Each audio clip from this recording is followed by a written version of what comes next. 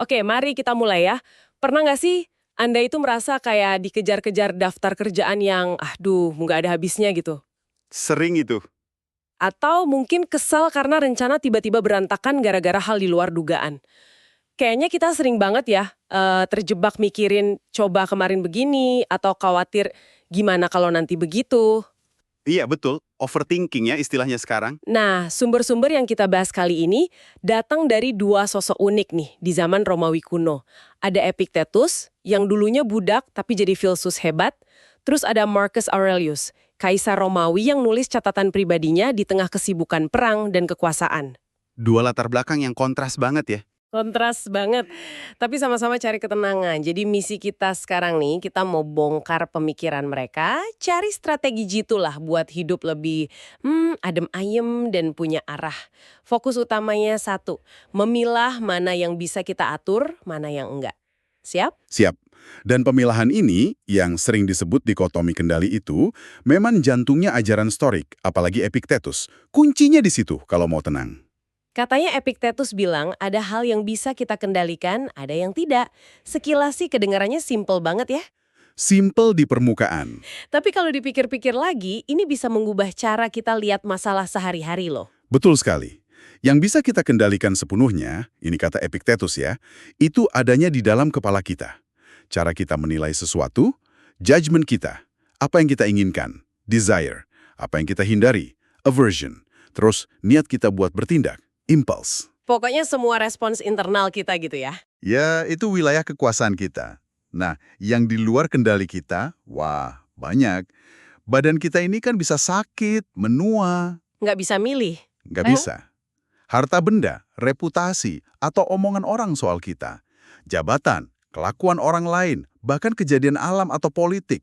Itu semua di luar. Epictetus kasih perumpamaan bagus. Katanya, ahli tata bahasa bisa kasih tahu kata mana yang benar, tapi dia nggak bisa maksa Anda mau nulis surat atau enggak. Oh, jadi keputusan nulisnya tetap di kita ya? Tetap di tangan Anda. Keputusan itu internal.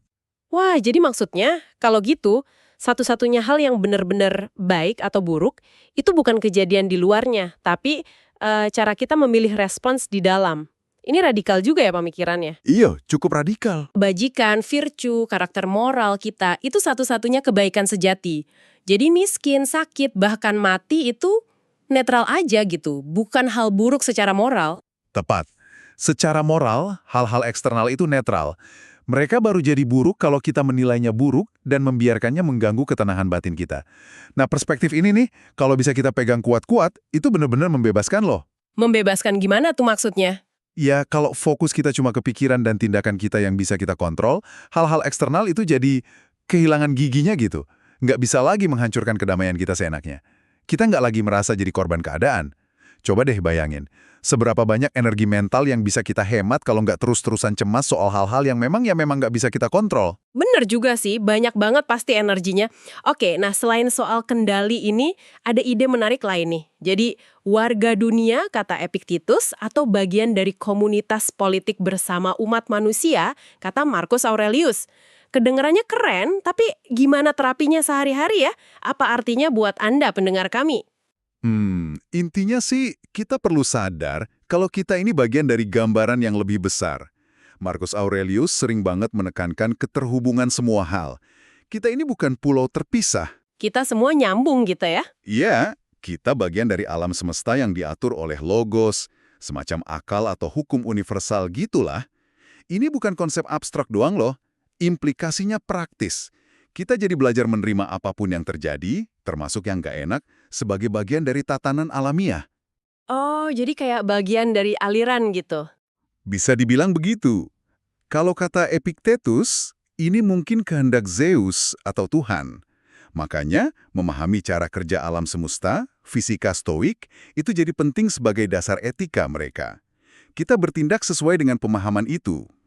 Jadi menerima kesulitan itu bukan karena pasrah buta, tapi karena kita paham posisi kita di alam semesta ini.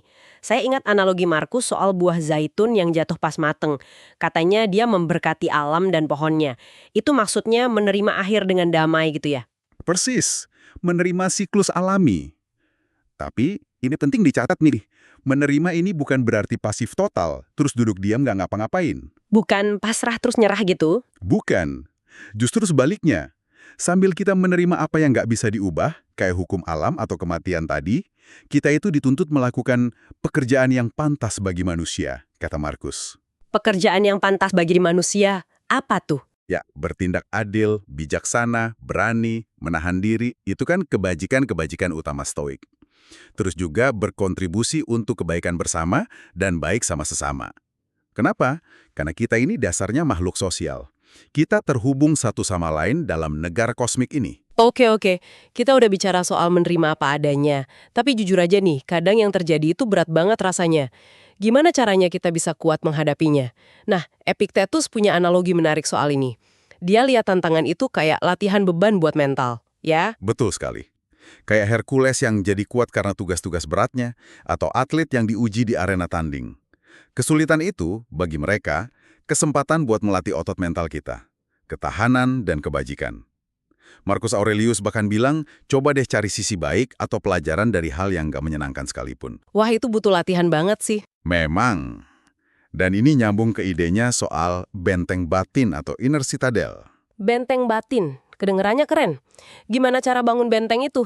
Markus percaya pikiran yang bebas dari emosi negatif yang berlebihan, yang mereka sebut passions itu, adalah tempat berlindung paling aman. Nggak bisa ditembus badai dari luar gitu. Kuncinya, ya latihan menilai, judgment, terus-menerus. Latihan menilai? Gimana caranya? Epictetus kasih tips praktis nih. Coba lihat sesuatu apa adanya, jangan ditambahin bumbu opini atau keinginan kita yang berlebihan. Contoh konkret ya. Misal, amit-amit kena PHK. Penilaian non-stoik biasanya.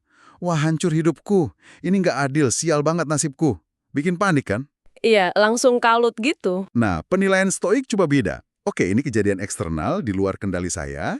Yang bisa saya kontrol sekarang adalah respon saya. Perbarui CV, cari info lowongan baru, jaga pikiran tetap tenang sebisa mungkin minta bantuan teman.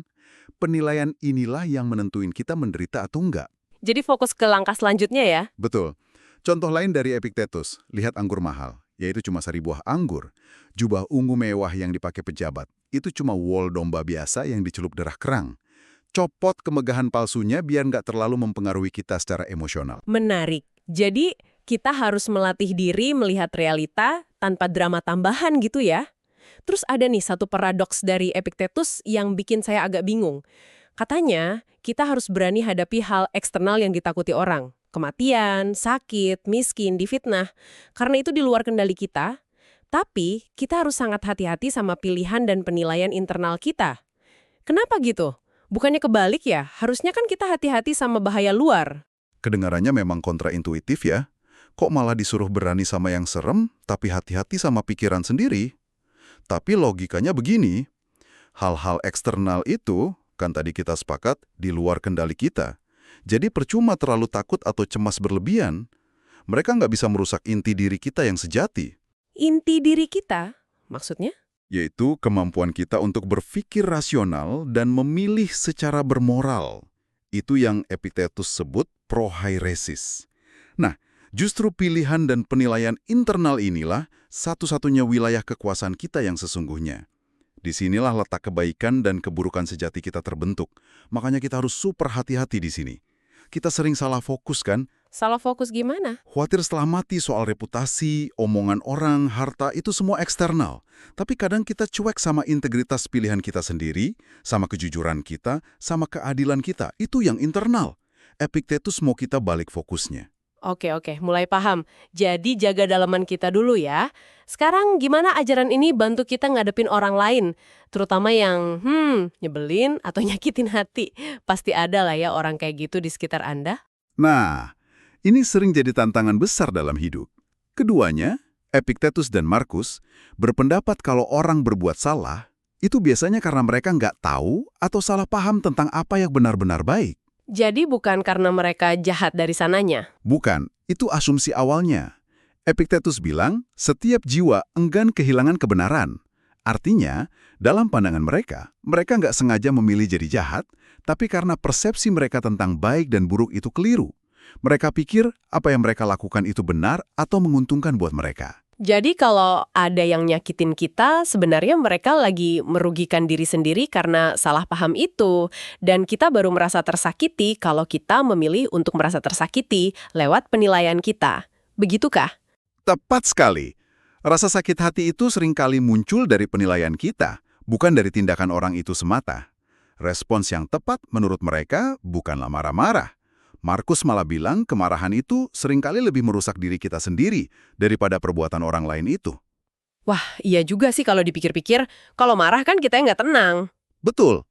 Respons yang lebih stoik itu pakai akal sehat, tunjukkan kebaikan kalau memang situasinya memungkinkan. Maaf, kata Epictetus, dan coba pahami akar masalahnya. Bahkan, Epictetus menyarankan kita lihat orang sulit itu sebagai sparring partner. Sparring partner, buat apa? Buat melatih kesabaran dan pengertian kita.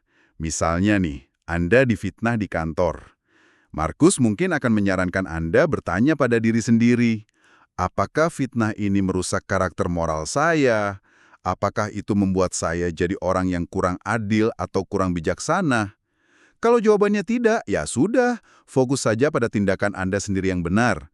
Marah itu cuma akan merusak benteng batin Anda sendiri, bukan si pemfitnah. Latihan kesabaran pakai orang nyebelin ya. Butuh mental baja ini. Haha. Dan ini berlaku buat diri sendiri juga kan? Katanya Epictetus, kemajuan itu bukan soal hafal banyak teori filsafat kayak karya-karya Chrysippus yang terkenal itu. Betul. Chrysippus itu memang filsuf stoik generasi awal yang sangat sistematis. Karyanya jadi rujukan penting. Tapi Epictetus menekankan, membaca saja nggak cukup. Bisa jadi kita cuma jadi komentator buku, bukan filsuf sejati. Jadi kayak cuma tahu teori tapi nggak dipraktekan. Persis. Kemajuan sejati itu adanya di praktek sehari-hari. Terus periksa pikiran dan tindakan kita. Jujur akui kalau salah. Berusaha perbaiki diri. Markus juga ngomong soal pentingnya terus mewarnai jiwa dengan pikiran-pikiran baik. Ini pekerjaan internal yang nggak ada habisnya, seumur hidup. Terus-menerus ya latihannya. Iya, Epictetus juga mengingatkan jangan cari materinya, yaitu filsafatnya di buku, tapi cari kemajuannya di tempat lain, misalnya di pujian orang atau status sosial. Kemajuan itu adanya di dalam, di latihan prohairesis kita. Prohairesis, ini istilah kunci ya, tadi disebut bukan sekadar kehendak biasa kan? Bukan sekedar kemauan impulsif atau keinginan sesaat. Prohairesis itu, bagi Epictetus, adalah fakultas inti manusia. Kemampuan kita untuk melakukan penilaian rasional dan membuat pilihan moral yang sadar. Ini yang membedakan kita dari hewan. Disinilah letak martabat dan kebebasan kita yang sesungguhnya. Makanya seluruh filsafat Epictetus itu berpusat pada melatih prohairesis ini agar selaras dengan akal sehat dan alam semesta. Oke. Jadi setelah kita bongkar bareng pemikiran Epictetus dan Marcus Aurelius ini, apa ya intisari utamanya buat Anda semua? Kayaknya sih poin besarnya, kekuatan terbesar kita itu ada di pikiran dan pilihan kita sendiri ya. Betul sekali. Disitulah letak kendali kita. Ras dengan alam dan akal sehat, lihat masalah sebagai latihan, dan hadapi orang lain, juga diri sendiri dengan lebih pengertian dan baik hati. Gitu kira-kira rangkumannya. Anda merangkumnya dengan sangat baik. Dan pertanyaan reflektifnya sekarang mungkin untuk Anda para pendengar kami. Bagaimana Anda bisa mulai menerapkan prinsip ini? Walau cuma satu langkah kecil aja hari ini. Mungkin coba deh identifikasi satu saja hal di luar kendali Anda yang sering bikin stres atau cemas. Satu hal aja ya. Iya, satu aja dulu. Lalu, alih-alih mencoba mengubah hal itu, yang mungkin mustahil, coba deh fokus ubah respons internal Anda terhadapnya. Bagaimana Anda menilainya? Sikap apa yang Anda pilih untuk menangkapinya? Itu langkah awal yang sangat kuat. Menarik. Nah, sebagai penutup nih, ada satu perenungan dari Marcus Aurelius yang menurut saya cukup menohok. Dia bertanya pada dirinya sendiri nih dalam catatannya ya, apakah kamu akan pernah sampai pada titik di mana kamu merasa cukup? Udah nggak ingin apa-apa lagi, entah barang, pengalaman baru, atau waktu lebih lama. Bener-bener puas dengan keadaanmu sekarang. Yakin bahwa semua yang terjadi itu baik adanya dan bagian dari rencana besar alam semesta atau para dewa. Bisa hidup harmonis dengan sesama tanpa pernah menyalahkan atau merasa disalahkan. Wah, itu standar yang tinggi sekali ya. Mungkin sebuah ideal yang sulit dicapai sepenuhnya. Iya, kayaknya ideal banget. Tapi coba deh Anda pikirkan sejenak. Apa satu saja penilaian keliru atau keterikatan pada hal eksternal, mungkin gengsi, mungkin validasi orang lain, mungkin harta benda, yang bisa Anda coba lepaskan atau setidaknya kurangi cengkeramannya mulai hari ini?